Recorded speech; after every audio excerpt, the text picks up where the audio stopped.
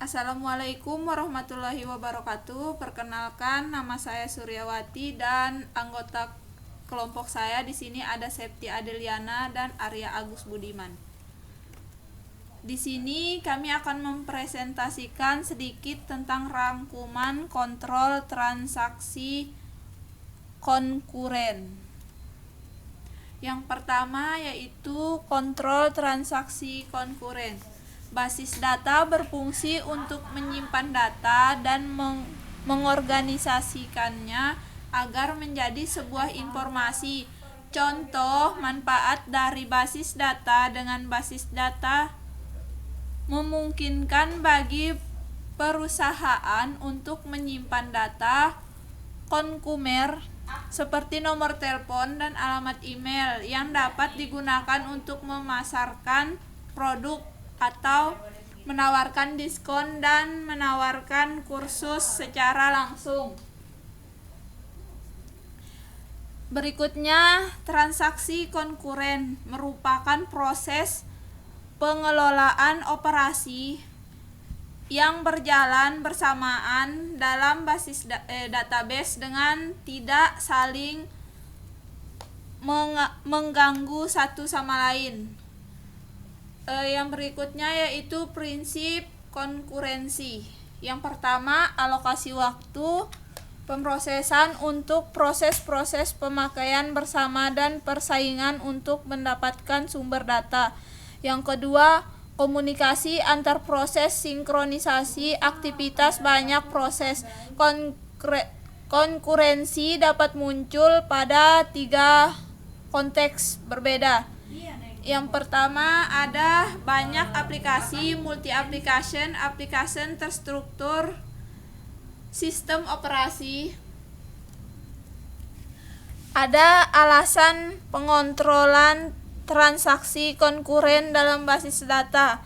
Lebih baik satu pengguna pada DBMS terpusat dapat melakukan operasi pada basis data secara simultan.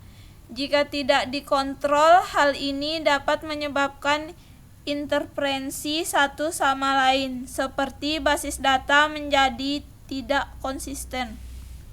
Untuk mencegah, DBMS mengimplementasikan pengontrolan konkurensi. Berikutnya ada masalah konkurensi. Yang pertama ada loss update. Permasalahan timbul pada saat operasi update berjalan sukses, kemudian ditindih oleh operasi update lain yang dilakukan oleh pemakai lain. Yang kedua, uncommitted dependency. Permasalahan timbul pada saat transaksi dibiarkan melihat hasil dari transaksi lain yang belum komit.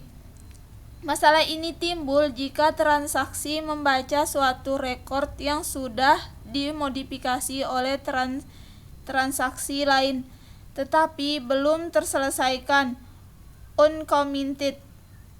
Terdapat kemungkinan kalau transaksi tersebut dibatalkan, rollback. Berikutnya inconsistent analysis. Permasalahan timbul apabila suatu transaksi membaca beberapa nilai tetapi transaksi berikutnya memodifikasi salah satu nilai. Berikutnya ada pengontrolan deadlock dan recovery yang akan dijelaskan dan dilanjutkan oleh saudari Septi Adeliana. Baik, di sini saya akan menjelaskan tentang pengontrolan deadlock. Bertanggung jawab terhadap pendeteksian kegagalan dan mengembalikan basis data ke keadaan konsisten yang harus dilakukan sistem. Yang pertama, mendapat informasi tentang pengalokasian data pada transaksi. Kemudian yang kedua, menggunakan algoritma yang menggunakan informasi tersebut untuk menentukan apakah sistem berada dalam keadaan deadlock. Kemudian yang ketiga, menghilangkan keadaan-keadaan deadlock. jika algoritma mendeteksi adanya deadlock tersebut. Deadlock dapat digambarkan dengan memanfaatkan graph yang disebut graph Whiteford. Yang pertama, simpul untuk menyatakan transaksi, kemudian yang kedua, busur berarah untuk menunjukkan suatu transaksi sedang menunggu transaksi bentuk melepaskan penguncian data. Recovery adalah pemulihan secara umum mengacu pada berbagai operasi yang terlibat dalam memulihkan sebuah sistem komputer, dan berbagai macam alat elektronik lainnya sangat mungkin mengalami kegagalan karena berbagai sebab yang menyebabkan hilangnya informasi. Oleh karena itu, sistem basis data harus mengambil aksi untuk menjamin atomicity dan durability dari transaksi tetap terjaga. Bagian integral dari sistem basis data merupakan skema recovery yang dapat mengembalikan basis data ke status konsisten yang ada sebelum kegagalan.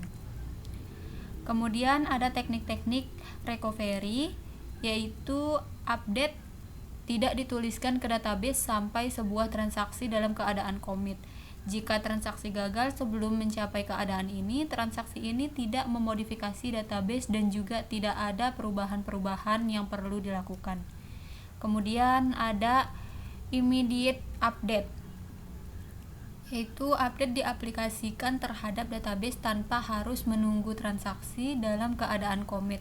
Update dapat dilakukan terhadap database setiap saat setelah log record tertulis. Log dapat digunakan untuk membatalkan dan mengulang kembali transaksi pada saat terjadi kerusakan. Dengan basis data memungkinkan bagi perusahaan untuk menyimpan data customer seperti nomor telepon dan alamat email yang dapat digunakan untuk memasarkan produk atau menawarkan diskon dan penawaran khusus secara langsung. Transaction adalah suatu aksi atau serangkaian aksi yang dilakukan oleh seorang pemakai atau suatu program aplikasi, di mana dapat mengakses atau mengubah isi dari database. Jika transaksi berjalan sukses, maka dikatakan commit. Sebaliknya, jika transaksi tidak berjalan sukses, maka transaksi dibatalkan dan kembali ke keadaan semula dikatakan rollback. Mungkin itu saja dari penjelasan dari kita, kurang lebihnya mohon maaf. Wabillahi taufiq wal hidayah. Wassalamualaikum warahmatullahi wabarakatuh.